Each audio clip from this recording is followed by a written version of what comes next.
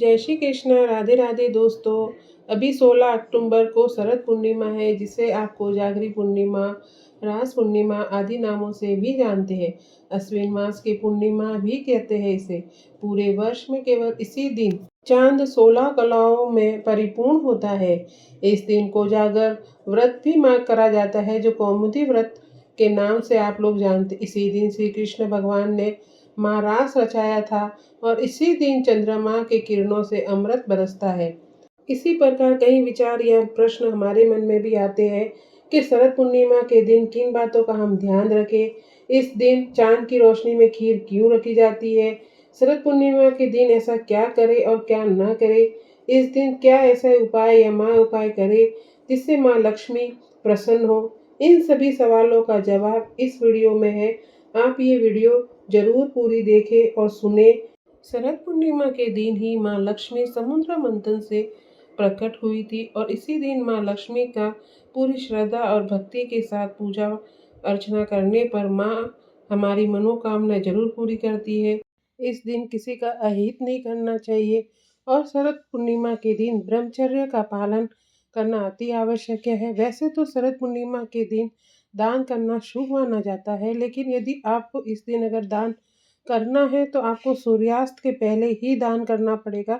नहीं तो अगर सूर्यास्त के बाद अगर आप दान करोगे तो वह कर्ज के रूप में हमारे ऊपर बढ़ जाता है। इसलिए सूर्यास्त के बाद कभी भी कोई दान हमें नहीं करना है।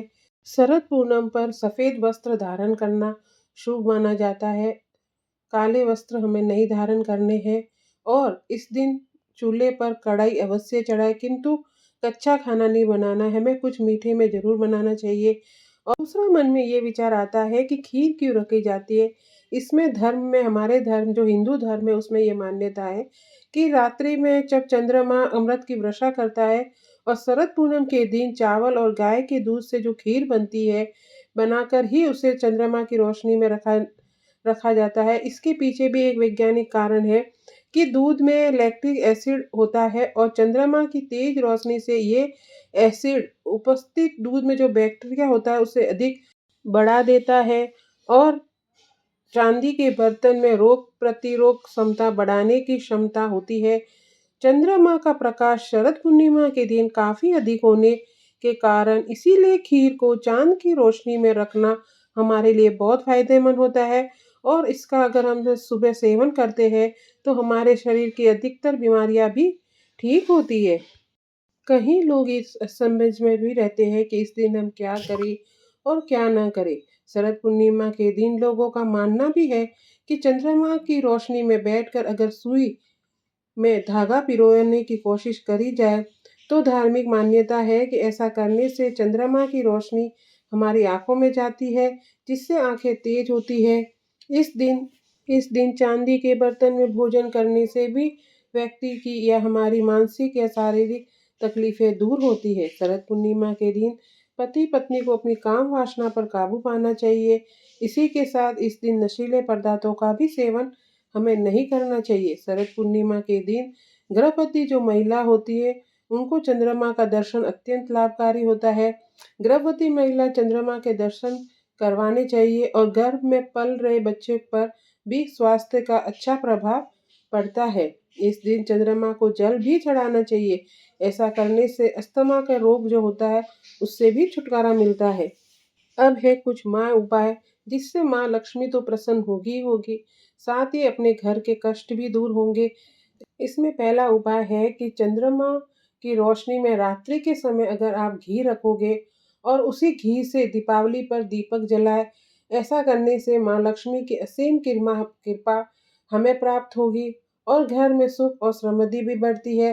पूरे घर में खुशहाली का माहौल होता है और जो भी बच्चा कमजोर हो या शारीरिक रूप से भी कमजोर होता है, जिसके स्वास्थ्य में सुधार नहीं आ रहा है, उसका उस घी से जो आपने चंद्रमा की रोशनी में जो घी रखा हुआ है उससे मालिश करने पर भी उसके स्वास्थ्य में सुधार आता है। और दूसरा उपाय है कि शहद को चंद्रमा की रोशनी में आप रख दीजिए पूरी रात और ये औषधि के रूप में तैयार हो जाएगी।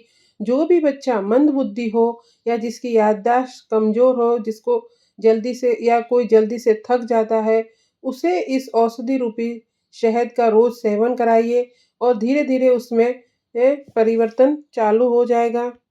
तीसरा उपाय है या उपाय है कि इस दिन गाय का जो दूध होता है, आप उसको किसी भी बर्तन में भरकर आपको चंद्रमा की रोशनी में रखना है।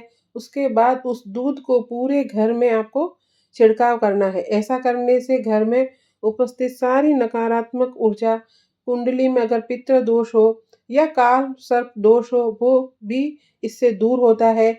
इसके बाद आपको चौथा उपाय ये है, जो गंगा जल होता है उसको आप चंद्रमा की रोशनी में इस रात्रि को, जो शरद पूनम की जो रात होती है उस रात्रि को आपको रखना है और उस गंगा जल से भगवान शिव का सुबह अभिषेक करने से भी आपके घर में सारी कठिनाइयाँ दूर होगी और अगर आने वाली कठिनाइयों को पर भी विराम लगेगा।